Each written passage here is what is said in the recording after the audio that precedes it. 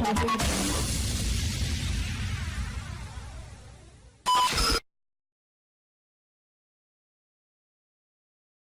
everybody, welcome back to the AME television show. I'm your host, Jason Dowd. I got a great show for you guys today, and we have two great interviews coming up for you. I think you guys are going to really enjoy the show, and I am hoping that in the next couple of weeks, I will be able to go out and do some more point of view experiences for you, because that's one of the things I love to do about this show. But it is Florida. We are in the tropical season, and therefore it is doing a lot of raining, and it's very hard to get out. So keep checking up on those. I will have some for you very, very soon. But before we get into anything, go check out our website. It's www.theamemagazine.com. When you're there, you'll be inspired by all the people that we have coming up. If you've missed something, it's there. If you want to download our apps for our Apple or Android platform, it's there. If you want to sign up for our newsletter, it's there. And if you want to reach out to us and be a part of this show, do it. We want to hear from you. All you have to do is have a little bit of passion and a little bit of inspiration behind you and love the work that you are going to do. It's that simple. So our first guest today is Ben Cesare. We have had him on the show before, on the radio show, and now we're excited to have him on the television show. And we're going to be talking to him about his brand new work coming out. He's got a brand new song called So Long Sunshine, Hello Moonshine. I'm sure we probably all felt like that once in a while, especially if you're in a relationship. You know, you break up, it's devastating. So one of the things that we do is we go to the bar and just try to forget everything for a little while. We're going to talk to him about this song. We're going to be talking to him about his brand new album because it has a theme to it. And we're going to see what's going on in his life, and I'm excited to do that. So let's go talk to Ben Cesare right now. Hey guys, we're back, and guess what? I have a return guest on the show. He's actually new to the television, but he's not new to our radio station. And I'm really excited to be able to have him back on because he's got some new music. And we love showing new music, right? Yeah. And his name is Ben Cesare. And his brand new album is actually called Rebound Baby. But the song that we're going to be playing a little bit later on is So Long Sunshine, Hello Moonshine. That's a great That's a great title. Welcome to the show, Ben. How you doing today? I'm great, man. How you doing? I'm doing fantastic, too. So it's this is the first time we get to see you face to face, which is a lot of fun. Yeah. I know it's a different experience, you know.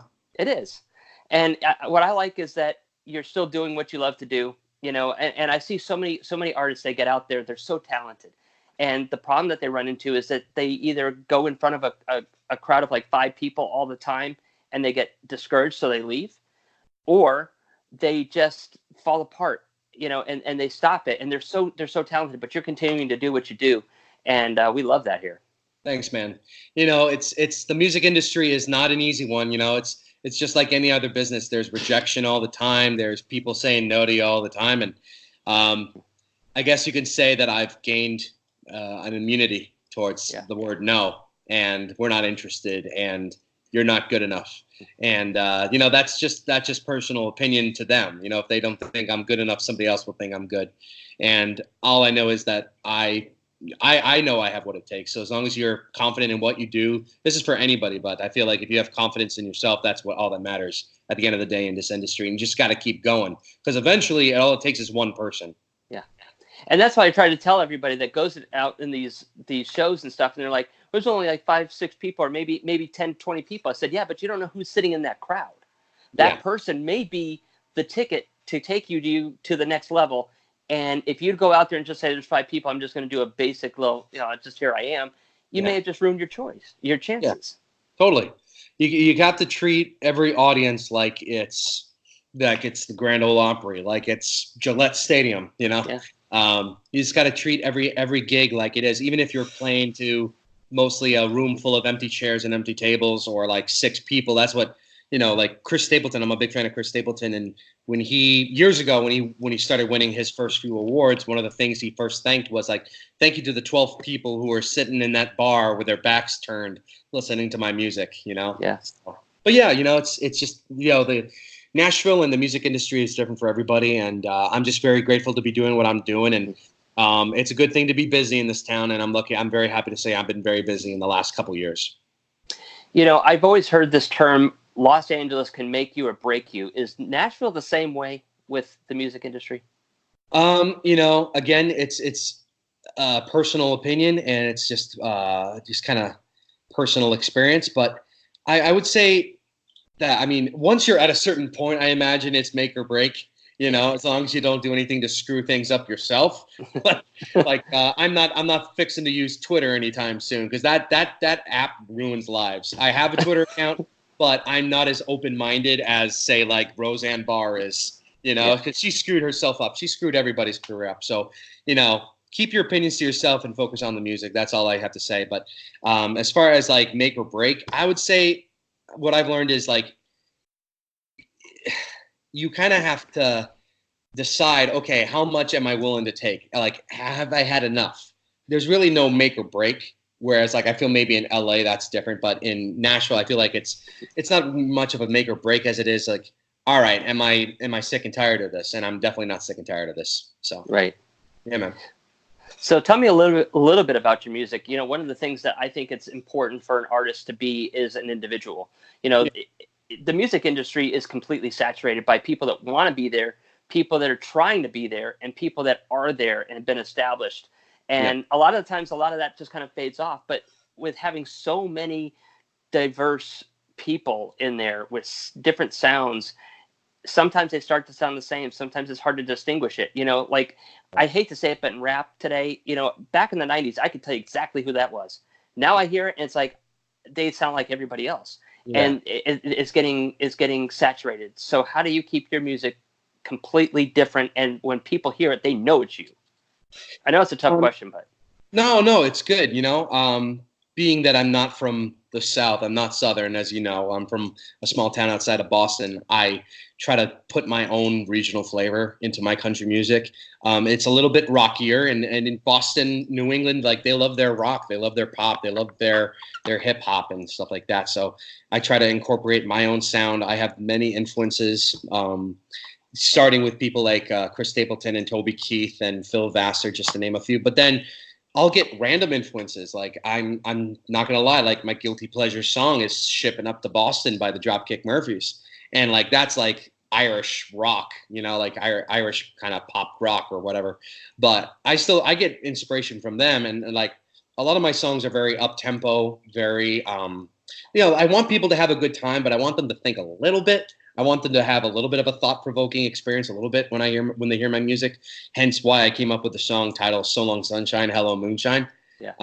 It's just a good old breakup song about a guy who misses out on his chance to make things right with a beautiful blonde, hence the sunshine, and then he numbs the pain of dealing with his loss, hence the moonshine.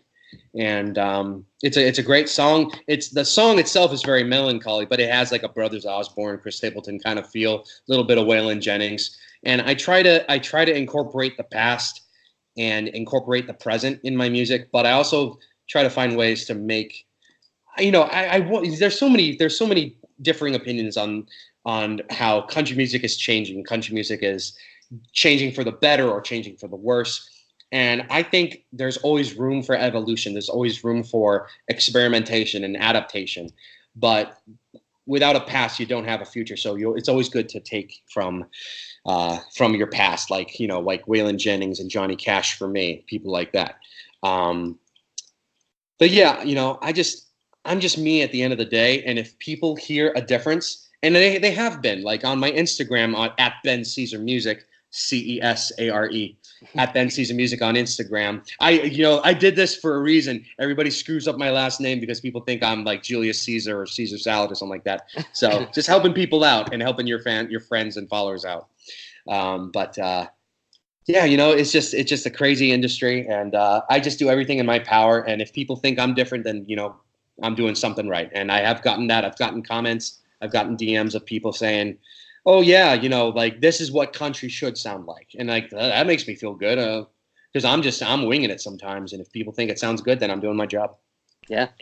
Now, I didn't know that you came from up north, and I'm not exactly sure how old you are, but I know when I was growing up in Bristol, Connecticut, the only country that we had exposure to was TNN, and it came on television at night. It usually had it had some country music stars that would come on. Sometimes they do some of the stuff in the Grand Ole Opry.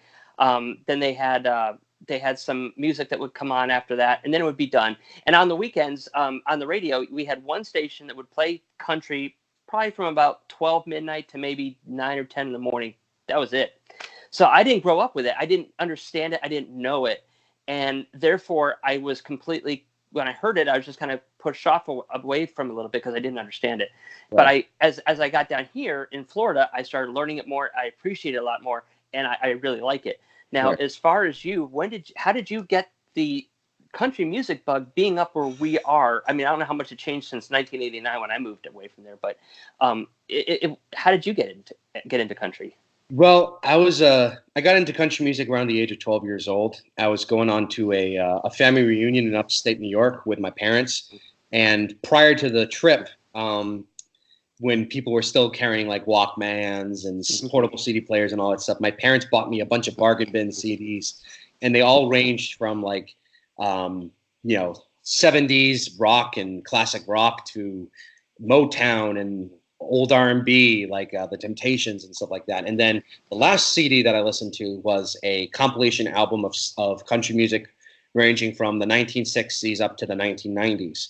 And the first song that ever got me hooked on country was a 90s country song called Watermelon Crawl by Tracy Byrd. That was the first song that I got hooked to. I loved the beat. And like good country music tells a story.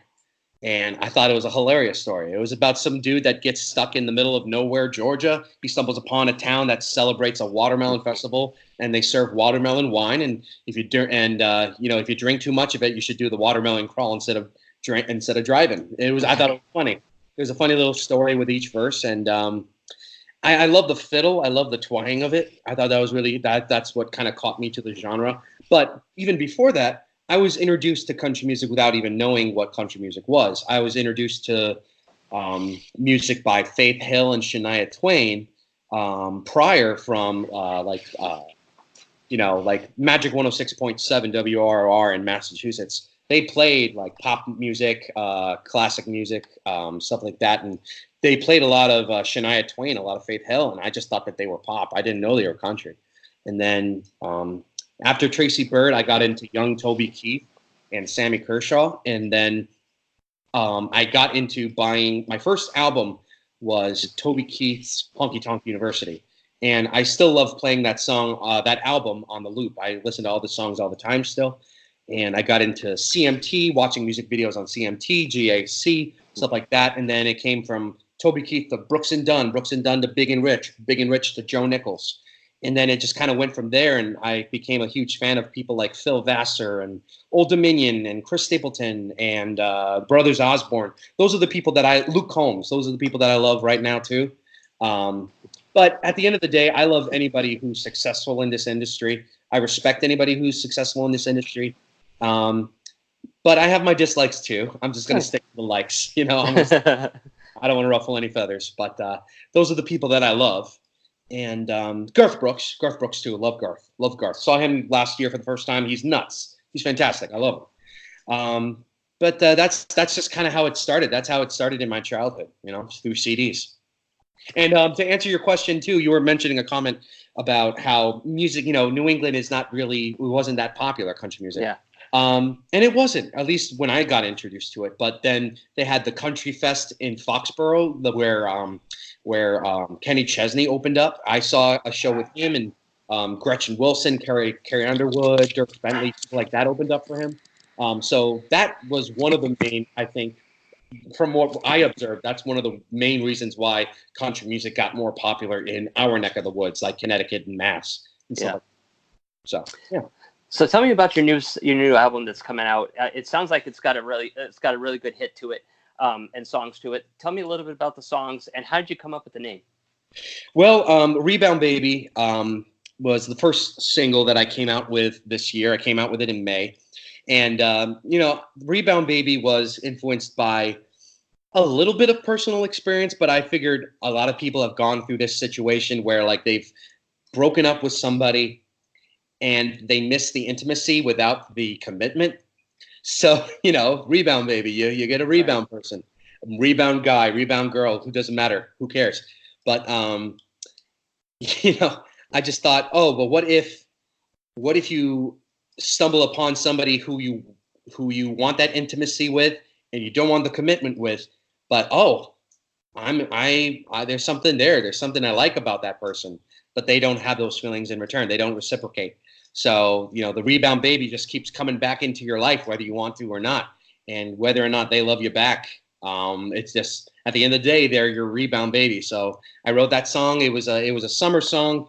Came out this year in the summer of 2019, and it was a good start. It has almost 100,000 streams on Spotify and places like that, which as an independent artist, I'm grateful for, because I'm using every opportunity and every angle to promote my music. And, there's independent artists out there who post music on places like Spotify and Apple Music, and they get zilch. So I'm very grateful to any followers and fans that I've gained through my music and through gigging, yada, yada, yada, on social media. So thank you for that. We're really close to 100,000 streams. And then So Long Sunshine, Hello Moonshine. Again, it's a breakup song. It's there's a funny story behind how that song got written. My wife is also from the Boston area. She's from Salem, Mass. And she had some girlfriends when we moved down here together and we got our place.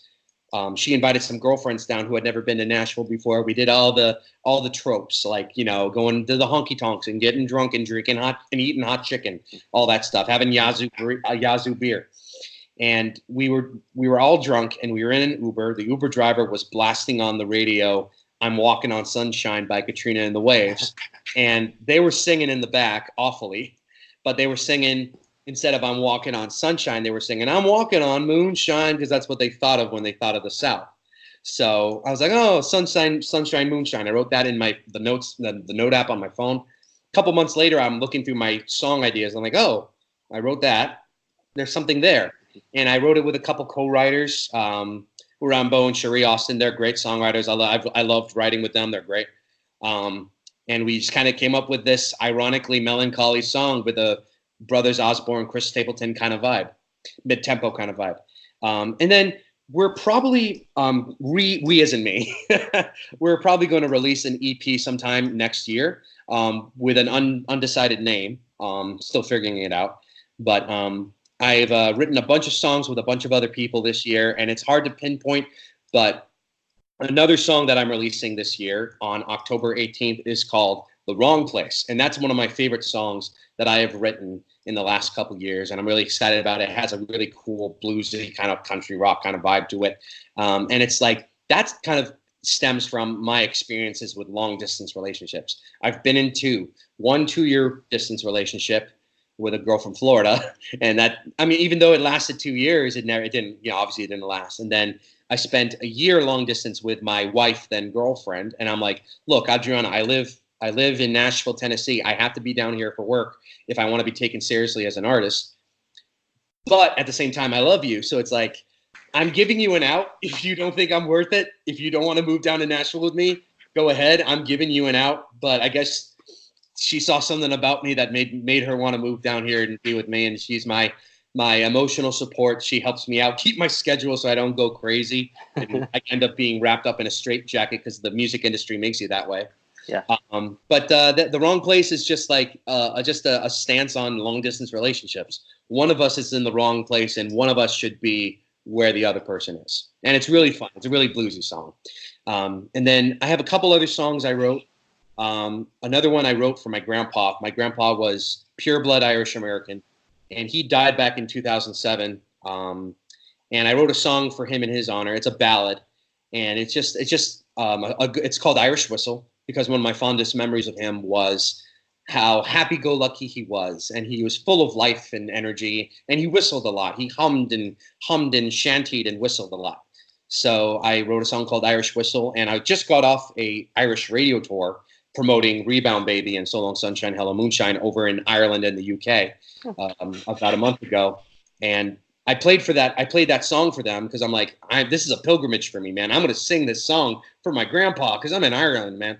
So that's going to probably be one of the songs that I release on my EP next year. And it'll be released to all streaming platforms for anybody who wants to. But as far as like a radio tour, it'll be pitched straight to Ireland. Because I made some fans there. I've made some connections there. And it's a good way they're very supportive of independent artists in both Britain and Ireland. So I did that, and that's kind of my goals for next year. We're planting the seeds for relationships, and I'm going to move on to the next question because I know I'm starting to probably ramble a little bit. No, this is awesome. I mean, I'm glad that you're doing so well, and I can see the passion in your eyes about your music, and that's important.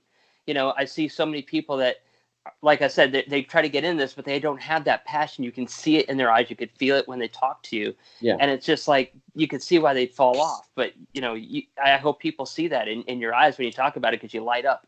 I hope so too, man. Thank you. And that's an important thing for you to have, and I'm glad you have that. What I feel bad about other artists is that they probably do have that passion, but all the struggles and trials and tribulations of the music industry drain them. So like they may not look passionate on the outside, but they're passionate on the inside. I have many friends who've kind of like, I have a friend who, he lives his whole life on Broadway. He plays like 3 to 4 gigs, 5 gigs a week on Broadway at the honky tonks.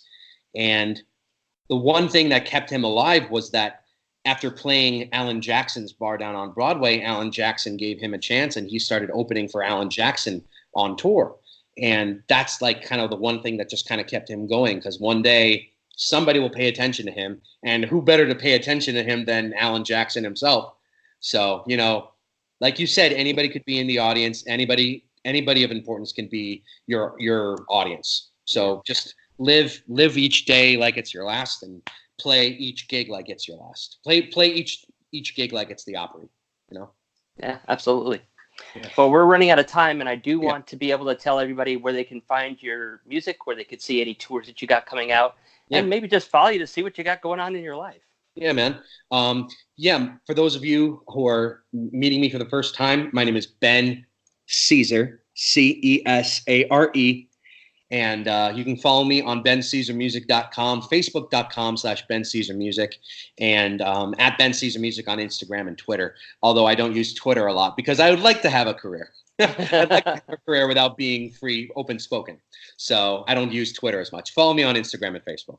I have music everywhere. Go check out my music on Spotify, all streaming platforms. So Long Sunshine, Hello Moonshine, Rebound Baby, and my upcoming single, The Wrong Place, on October 18th. Go check it out.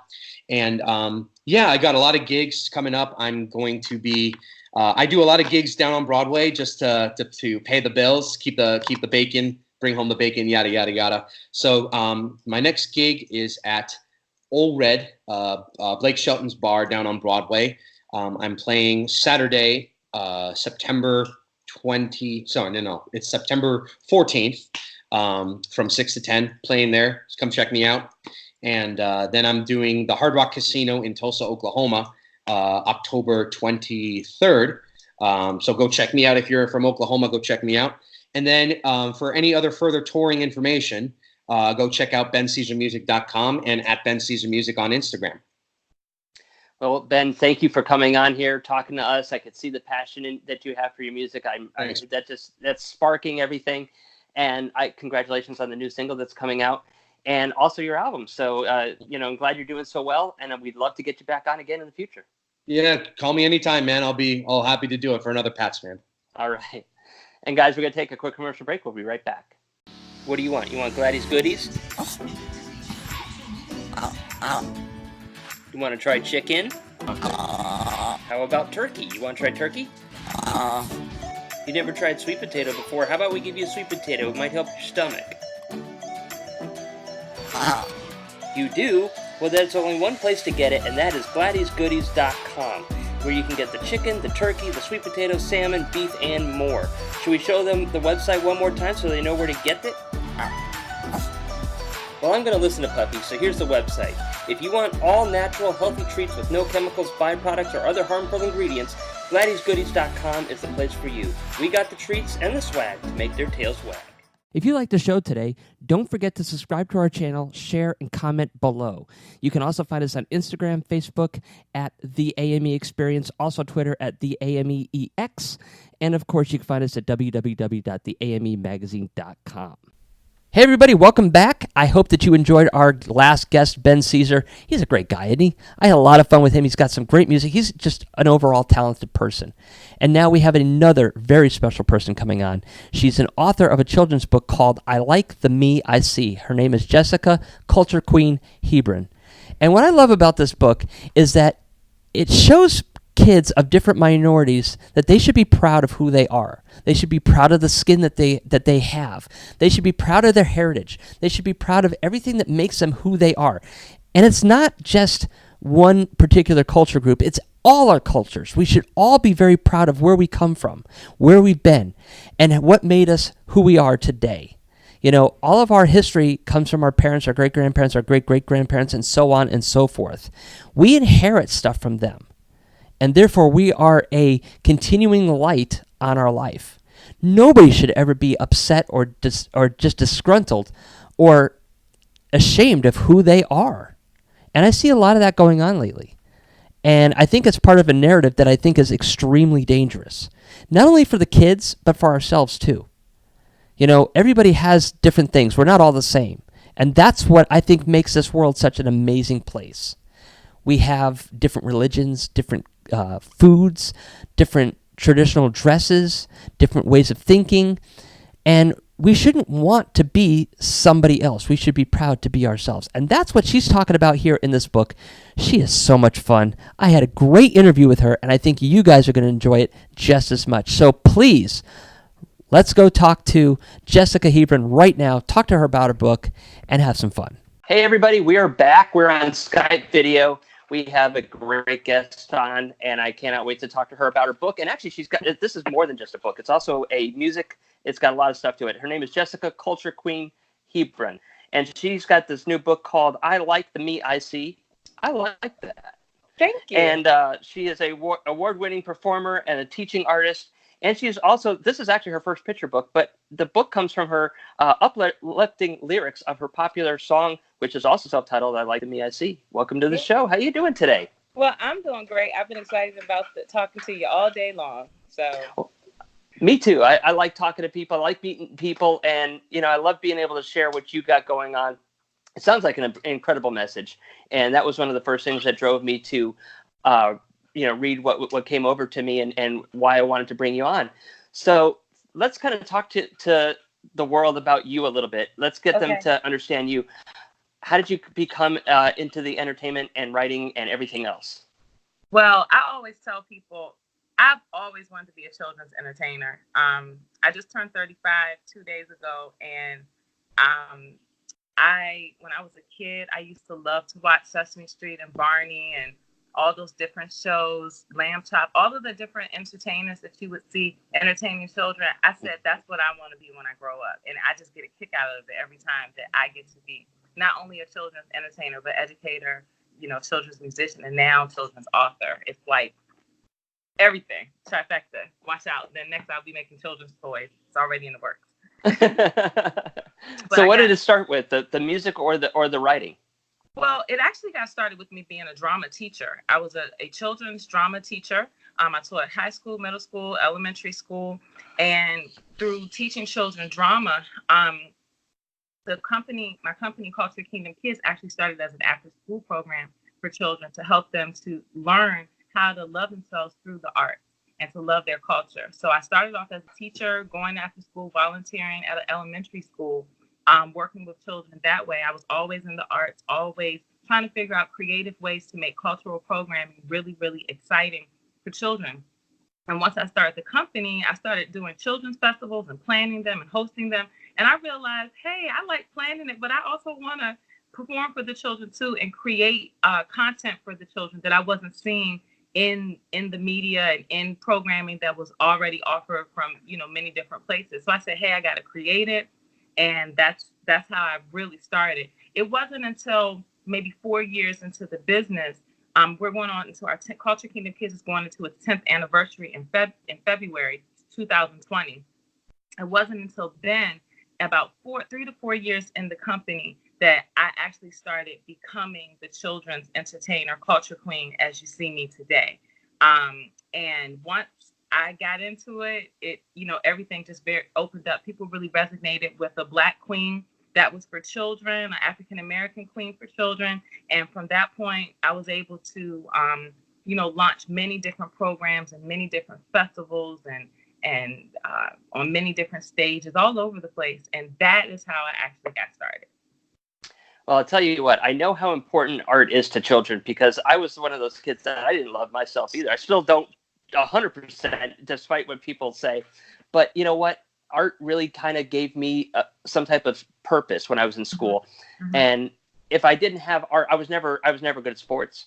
Right. So if I didn't have art, I wouldn't have had anything. And that really kind of was a building block for me. But the arts are so important to kids anyway, because of the fact that it helps them not only be creative and express themselves, but it also helps them in school too, which I didn't realize the connection until after I got out of school. Mm-hmm.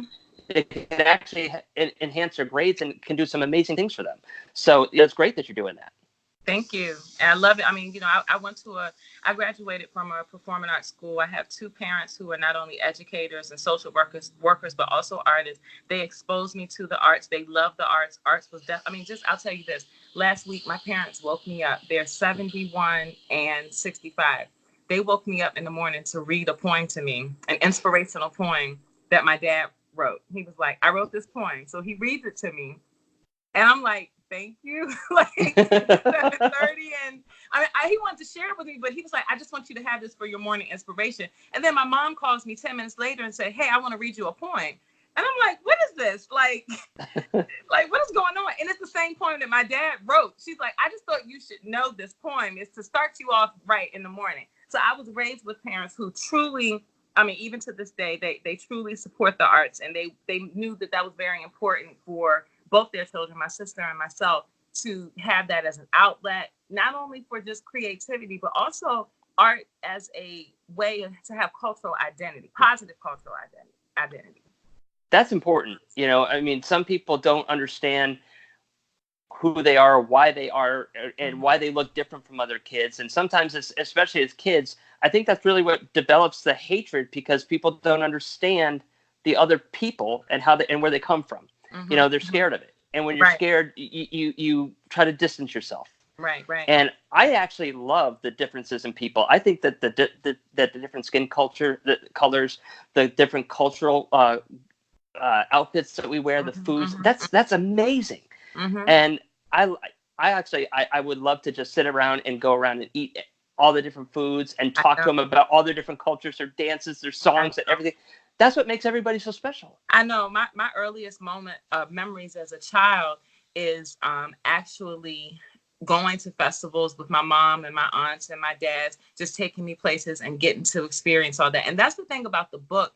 There are several different, right now, self-empowerment and body positivity is very popular right now. When I actually wrote the book, it didn't start off it started off I'll say it started off as a song or a poem. Then I put music to it. But ultimately, the idea for all the music on my children's album was to make each of them books. So going back to you talking about cultures and being exposed to it, one of the songs on my album, I Like the Me I See, is called Culture Every Day, because I want children to understand that culture is not just something that you celebrate on a holiday or for some international festival at your school. It's something that's with you every day. It gives you your strength.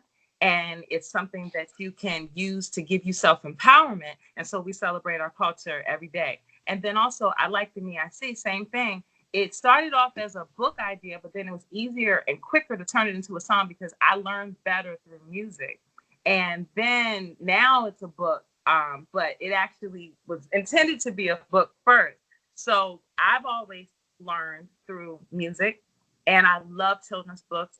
In my house, it's too messy right now to show you, but I actually collect over about 300 children's books that are all empowering. Like if you come to my house and you pick up a book, every single one of them is empowering. But I wanted mine to be just a tad different from what you see in the market right now. I wanted a book that really, really helped children to see that it's in the simple things of beginning to love yourself that you also can have, some culture through a cultural awareness. And that's just in the imagery. So that the illustrator I worked with, Salomia Kochovic, she was really good at helping me to take the images and make them look not only realistic and authentic, but also like I wanted it to have what I like to call that Disney quality. I wanted this to be a book that when children saw it, they could say, wow, that looks like me, or wow, I wish I could be, just really, really thinking that just the artwork was beautiful enough that it could stand on its own. The words are great, but that the artwork could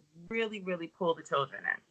Well, the cover is gorgeous, and that's one of the main things that you have to have. You have to have that cover appealing to somebody, because if obviously everybody judges the book by the cover, and I was saying that today. I was saying that because I was printing today. I woke up early this morning and I was printing off the hard copies of the book in preparation for our book release, which is going to be at the Prince George's African American Museum on September 29th. And I was nervous because I was like, this has to be right. Every single thing has to be perfect, because people truly do judge a book by its cover. And we shouldn't, but we do. And so I was like, no mistakes, no nothing. Just make sure it is as vibrant and that it like shines on the shelf. And so I was like, we got to get it right. Yeah. It was nerve-wracking.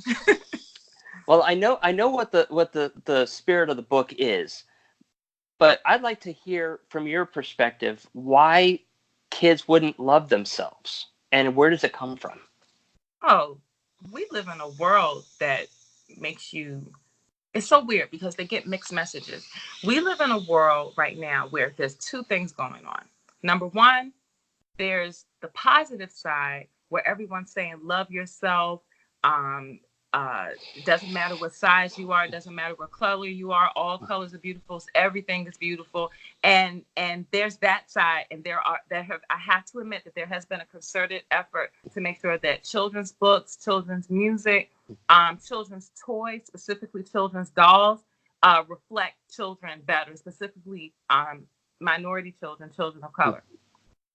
But on the flip side, because of all the damage that's been done in years past and even now, from our president to many, many people in a lineage of making people feel that, not only is Black and not beautiful, but inferior. Even I cringe to use the word minority children, because minority just makes you seem like less than. So, my concept was that, the children in this book are already royal. If they look to their history, specifically African American children, African children of African descent, we know that we come from kings and queens. We know that our history, we were the first human bones found in existence, meaning that being the first humans on Earth, that's royal in itself. And then, of course, all of the contributions that we've made to this country, to this world, everything from the first mathematics to just science, leadership, all kinds of stuff, just everything.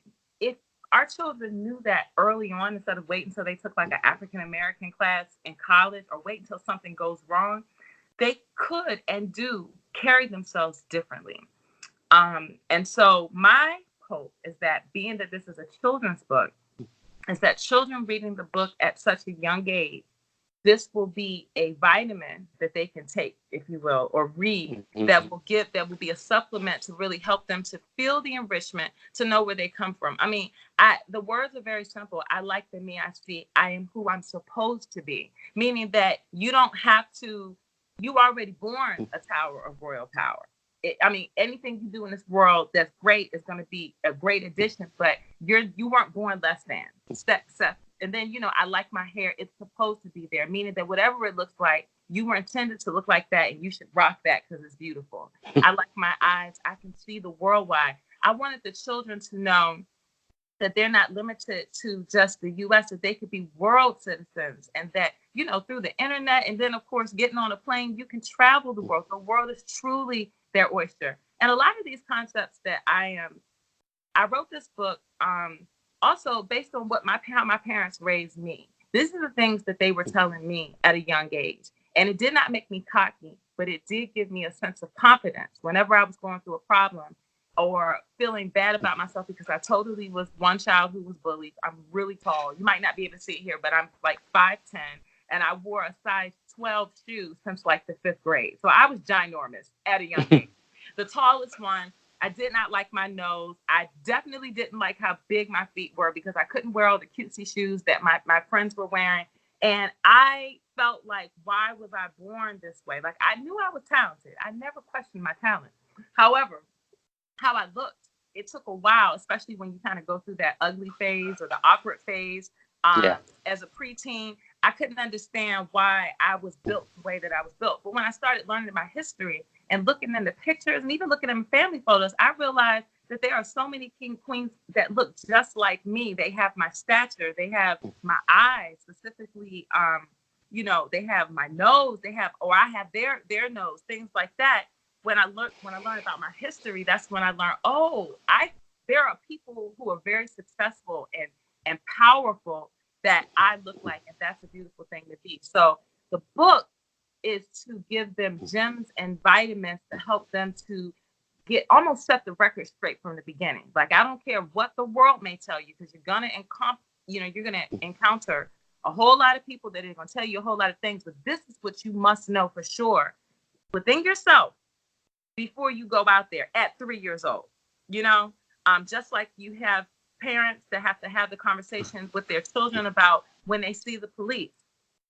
This is the conversation I feel that all children, not just Black, but all children must have, their parents should be having with their children. So I've also created this book to be one where I've noticed it was for children, but I see it resonating with parents too, specifically with moms, because, they're the ones who are having the babies. I have a part of the book, it says, I like my tummy, I eat foods that are yummy. So, I just wrote it because it rhymed. I like my tummy, I eat foods that are yummy. I'm trying to turn to the page right here. So like right here, it says, I like my tummy, I eat foods that are yummy. And I've noticed that when I sing that part or read that part in the book, mom's like, oh, I don't know about that right now. Stretch marks, oh, my pouch, stuff like that. And I'm like, no, you got to be careful how you talk about yourself to your children, because that they're watching and they identify with themselves based on how you identify with yourself. So this book, though it was written for children, the message resonates, and it's a reminder for adults to get back on loving yourself no matter what. Sure. Now, what about women? I grew up in the arts of photography, and one of the things I love doing is photographing women. I mean, what I can do and what I can portray them as is so fun. And, the thing that I've run into is a lot of women just think badly about themselves. I mean, I could take a gorgeous photo and they will critique it to the point of having it looks like trash to them. And it's like, why would you do that? I guess you don't see what I see. And, right. And I don't know why that happens. Does your book also talk about stuff like that? Because I know women have always been subject to that, especially with the magazine covers and all this other stuff that's out there, photoshopping them and making them feel like less of what they are.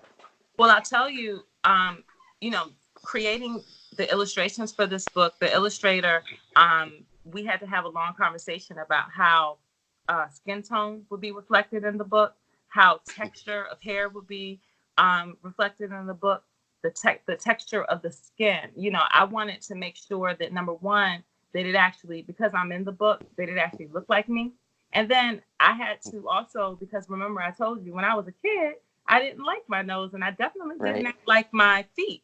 But if you notice, I'll show you in the book, one interesting thing is because I segmented the storyline by body part, like you'll see, like one of my favorite parts is one of the books that says, I like my nose, I can smell the flowers grow. So this says, I like my nose, I can smell the flowers grow. My nose is front and center, So getting the illustrator to it was about reframing how people look at a body part. So, okay, if I just put a big nose right there, it might be a thing, but I'm smelling a beautiful flower, and then doing it with one of my favorite children, it reframes what it's supposed to be for. Same thing for my feet. I'm a dancer, and, I wouldn't be able to dance without my feet, But if you just focus on the feet, it goes, oh, my big giant feet. But I had to think about how I wanted to illustrate I like my feet, because I was like, oh my God, I'm putting my big old feet up there. They're there for everyone to see. But then when you look to the second one, I like my feet, I can dance to the beat. That's what they're there for. So I noticed, and there's a lot of things I noticed after the book was printed, where I was just simply trying to make a self-love rhyming poem. I actually have modeled for the children, or am inviting them to model loving your body part for what it's there to do, not how it's supposed to look. Because that, going back to your question, there's so much with Botox and plastic surgery. It's about how it looks. And the thing is, I guess people with lots of money can buy 2 bodies, but you only get one natural body, you know? And they're so focused on how it looks that sometimes all of those surgeries and all the things that we do messes up what it's there to do. And so looking at the positive things that for a child, they get their eyes to see. And if they, even if, I thought about also if there was a child who maybe had a disability, maybe they don't have all of the things that maybe another child has, but maybe they have 1 or 2 things that they love. Everybody's got something wonderful. Everybody's got a best side or a best body part. So when I read this book with the children, one of the things I invite them to do is figure out what's something on themselves they like. They, like you said, they may not like everything right now, but they can pick one thing. And starting with one area of self-love contagiously can, matriculate to other things, multiply to other things. Well, I'll tell you what, this sounds like an incredible story. I love what you're doing. And I think that's very important for people to love themselves and try to, at least, like you said, even if it's just one thing right now to focus on, that's a start. And that's important. Yeah, it's a start. And it's, I've noticed that, how they say, Dionne Warwick said, what the world needs now is love, sweet love. We'll always need love. I definitely think we need self-love, because I've always thought this. When you're alone by yourself, when children are by themselves, you don't know what they're thinking.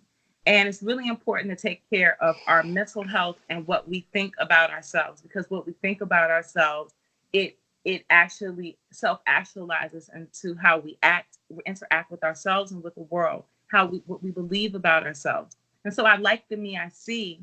It rhymes, it's catchy, but it's also an idea that you're liking yourself even when maybe you don't feel so lovable, So it has a deeper concept.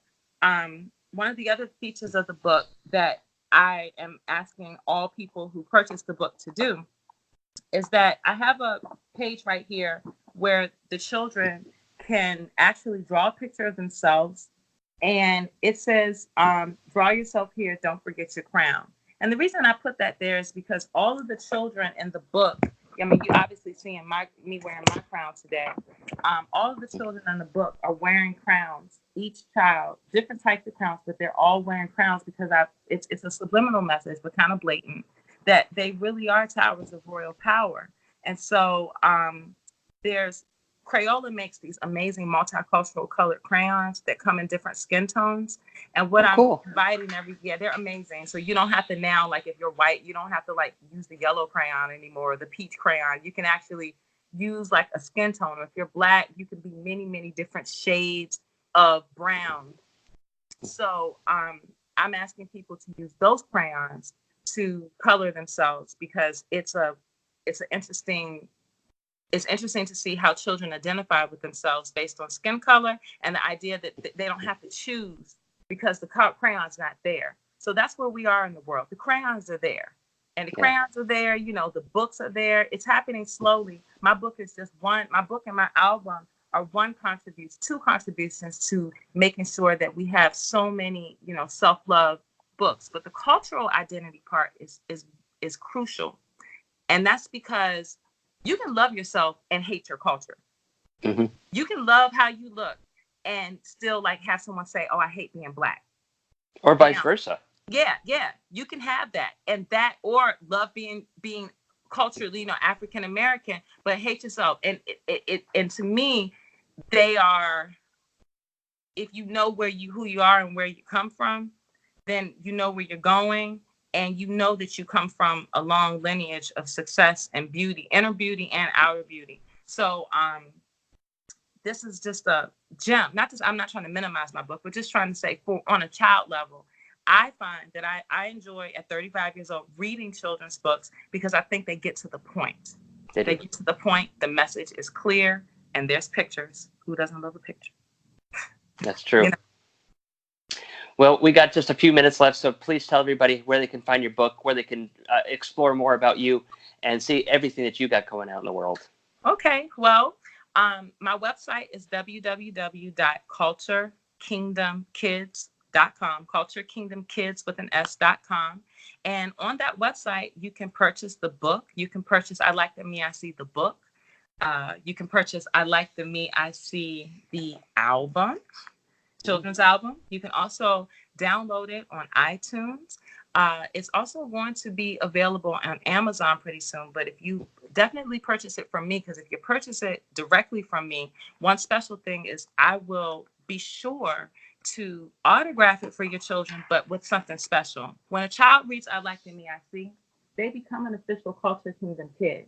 And so when I personalize the book, I'll address your child as Prince this or Princess that, and they officially become part of our kingdom. So it's not just, oh, I'm writing your name on the book or signing my name, but I'm inviting your child to become a Culture Kingdom kid that likes the me they see as well. And you can find me on Twitter too at I'm Culture Queen, no apostrophe, at I'm Culture Queen. Well, I think this is very important. Thank you for doing this. And, we need more of this out there. We need more positivity. And I love that you're working with kids on a young level and getting them, I just lost a word for it. Oh, that's okay. Get them acclimated to what they can be, and I think that's very special. So thank you so much for coming on, talking to us about this, and showing the world your book. And you are rocking that crown. I thought it was a tiara at first, but not, when you went side to side, I'm like, oh, that's a full crown. I'll give you a secret. I'll give you a secret. I'm a functional queen. So my dress, my crown, all of these things, though I don't personally make them, I am very, very heavy into the design. It's meant so that it won't fall off because I'm a dancing queen. And the same thing with my dress. My dress has pockets because I'm functional. And, that's the thing. A lot of times people, and that was just one last thing I want to say. A lot of times people think about kings and queens and they might think of royalty that doesn't really make a difference. They just kind of are entitled. And I'm inviting children to use their royal power to make a difference within themselves first, their community, their family, their friends, and the world. And so if you're going to do that, you got to be built to last because it's not easy, being in this world, and it's not easy being a child. And so I'm inviting the children to understand that they already have those powers inside them. And you have them in you too, Jason. King Jason. I hope so. You do. So let me tell you how you do. You have to say, this is something I always tell the children. You have to say, I'm a tower of royal power. Say it. Say it. I am a child of royal power. No, say, I'm a tower of royal power. Oh, a tower of royal people. Royal power. Man, I'm blowing this all up. Right. No. That's good. And it's track number 2, track number 3 on my album. But here, say, I'm a tower. I'm a tower of royal power. I got it. I got it. Perfect. Okay. Well, I'll tell you what, you're a very special person. I'm so glad I had the chance to talk to you. We will definitely have to have you back on again in the future. Okay. Thank you. Bye-bye. You're welcome. All right. And guys, we're going to take a quick commercial break. We got to pay bills. We'll be back in about 3 minutes. Don't go anywhere. If any other industry tried to do something like this, they'd go to jail. Stuart Venner helps people out of timeshares. He warns we're pawns. Yes, we are. Venner says timeshares lose so much value they're nearly worthless when buyers opt to sell. If you can get anything, it's really a miracle. When there aren't any nibbles, Venner's tried giving deeds back to developers, but he says they refuse. They're telling people it's worth $15,000, $20,000, $30,000, and I offer it to them for nothing, and they don't want it back. Finance guru Dave Ramsey goes farther, labeling timeshares one of the biggest scams to. Are you stuck with a timeshare?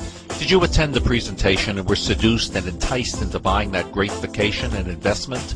Now you're in the terrible position of trying to figure out a way to get out of that mess. You're not alone. For over 15 years, BuyYourTimeshare.com has been helping people like yourself get out of timeshare ownership. The fact is there is no resale market. Unscrupulous telemarketers call you and say they have buyers waiting, and the next thing that happens is you give them hundreds of dollars for an ad, and you'll never hear from them again. Another fact is that an identical timeshare to yours is being offered on eBay for $1, and no one is buying it. If you want out of your timeshare, I urge you to go to BuyYourTimeshare.com or call them at 877-94-HELP-ME. That number again is 877-94-HELP-ME. BuyYourTimeshare.com. That's BuyYourTimeshare.com. 877-94-HELP-ME. 877-94-HELP. All right, everybody, we are back. We're closing out the show. I'm so glad you spent some time with me today. You know, I love doing this. I love going on all these adventures. I love talking to such amazing people, giving you point of view adventures. That's what this whole AME television show is all about. But we're not just limited to what we're talking about with arts. We're also going to bring in politics. We're going to bring in different points of view. This is really an eclectic show. So I hope you continue to tune in because we've got some more guests coming up in the near future. So, before you go, check out our website. It's www.theamemagazine.com. When you're there, you'll be able to see all the links to all of our shows, the radio, television, and magazine. If you miss something, it's there. Go be inspired. You can also see the links to our social media networks, our Facebook, Instagram, and Twitter. You can also sign up for our newsletter and download our apps on our Apple or Android platform completely free so you can see what's in the know and have the AME experience in your hands at all times. So until then, guys, we have more coming up.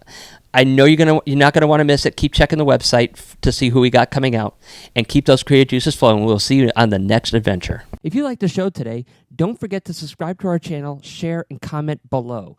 You can also find us on Instagram, Facebook at The AME Experience, also Twitter at The AMEEX, and of course you can find us at www.theamemagazine.com. Like, OMG, you were on TV and junk.